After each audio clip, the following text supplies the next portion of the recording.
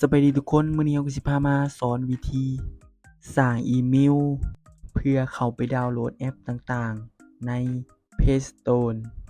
จะมีวิธีใดๆนั้นเดี๋ยวเรามาเบิ่งนำกันเลยคือโทรศัพท์ตัวนี้จะเป็นโทรศัพท์มือหนึ่งที่แอดกำลังซื้อมาใหม่ๆเลยตัวนี้แม่นแอดสั่งมาจากไทยเราซื้อมาจะได้เป็นโทรศัพท์เปล่าๆเลยจะบ่มีหยังข้างในและก็อีเมลเพิ่นก็จะบ่ได้เฮ็ดให้เราเมื่อเราบ่มีอีเมลในโทรศัพท์เราก็บ่สามารถดาวน์โหลดแอปจาก Play Store ได้เมื่อเราเปิดโทรศัพท์เข้ามาเราก็จะเห็นเป็นหน้านี้เนาะเราก็กดเป็นเริ่มต้นหลังจากนั้นเราก็ยอมรับความเป็นส่วนตัวหลังจากนั้นเราก็จะมาเลื่อนเบิ่งว่ามีหยังใหม่ๆอัปเดตแล้วบ่โทรศัพท์ของเราลองกวดเช็กเบิ่งว่าเราลื่นไหลดีบ่แล้วเราก็จะเข้ามาเบิ่งตั้งค่าเกี่ยวกับระบบของโทรศัพท์เราจะมากวดเบิ่งว่าระบบของเรานี่เป็นอัปเดตใหม่ล่าสุดแล้วหรือบ่ถ้าว่ายังบ่อัปเดตเราก็จะอัปเดตภายหลังก็ได้เพราะว่ามันต้องใช้สัญญาณอินเทอร์เน็ตหรือว่า Wi-Fi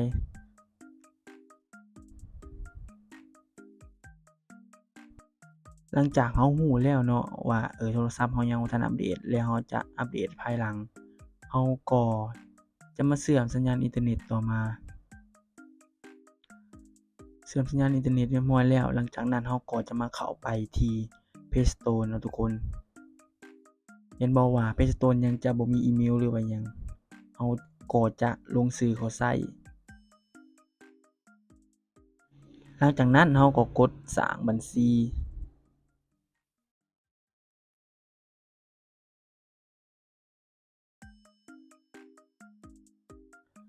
สำหรับการใช้ส่วนตัวของฉันกดตัวนี้เลยหลังจากนั้นเราก็ใส่ชื่อตัวนี้จะเป็นชื่อเป็นภาษาอังกฤษเนาะทุกคนใส่ชื่อตามหมู่เพื่อนทุกคนเลยเนาะ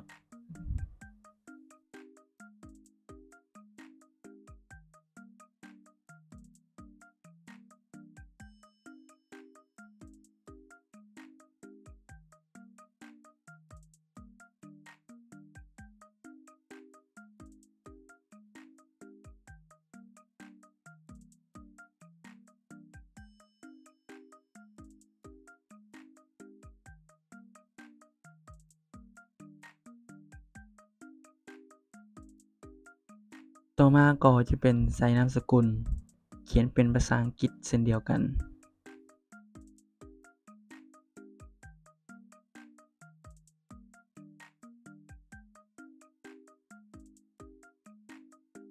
ต่อมาก็จะเป็นวันเดือนปีเกิดใส่วันเดือนปีเกิดของเราเลย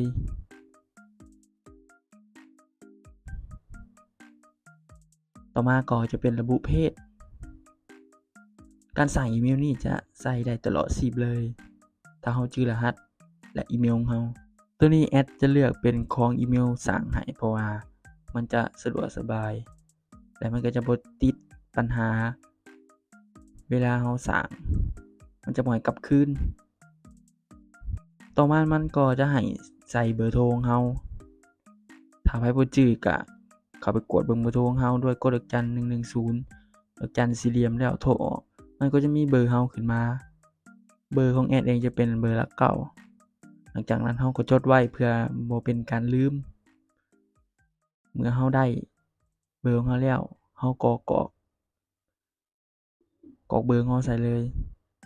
อย่าลืมเนาะเบอร์ของเราก็เอาเป็นรหัสผ่านเนาะเพื่อเป็นการจื้อง่ายๆตัวนี้มันจะให้ใส่เป็นตัวภาษาอังกฤษนำหน้าเนาะหรือว่าใส่อีหยังก็ได้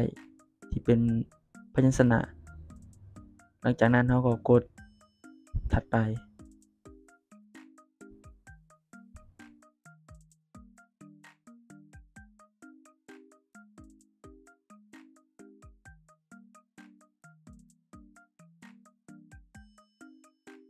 หลังจากนั้นเราก็จะได้ชื่ออีเมลของเราขึ้นมาหรือว่าเรามีมิกเราก็จดไว้เลยเนาะหรือว่าเรามีโทรศัพท์เราก็ถ่ายรูปไว้เพื่อบ่เป็นการลืม หลังจากนั้นเราก็กดยอมรับจากข้อตกลงที่อีเมลเพิ่นวางไว้หลังจากนั้นก็รอท่าบริการของ Google เพิ่นแล้วก็กดยอมรับอีกครั้งหนึ่งหลังจากกดยอมรับนโยบายต่างๆแล้วมันก็จะเด้งขึ้นมาหลังจากนั้นเราก็จะมาลองดาวน์โหลด Facebook หรือว่า Messenger ลองเบิ่งเนาะว่าจะดาวน์โหลดได้หรือบ่ส่วน Facebook และ Messenger ตัวนี้มันจะแถมมานำเครื่องเลยเนาะเราจะมาอัปเดตดาราเนาะจะลองอัปเดตเบิ่งว่าจะได้หรือบ่การสร้างอีเมลตัวนี้เห็นบ่ว่าการดาวน์โหลดของ Facebook นี่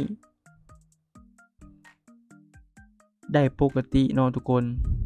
หลังจากเราสร้างอีเมลเมื่อกี้นี้แล้วเราเข้ามาดาวน์โหลดนี่เป็นขั้นตอนง่ายๆสำหรับการสร้างอีเมลเพื่อดาวน์โหลดแอปใน Play Store และทุกคนอย่าลืมจดรหัสและอีเมลของตัวเองไว้เพื่อบ่ให้เสียหรือว่าบ่ให้ลืมมาเฮานี้การสร้างอีเมลก็สิ้นสุดลงแล้วทุกคน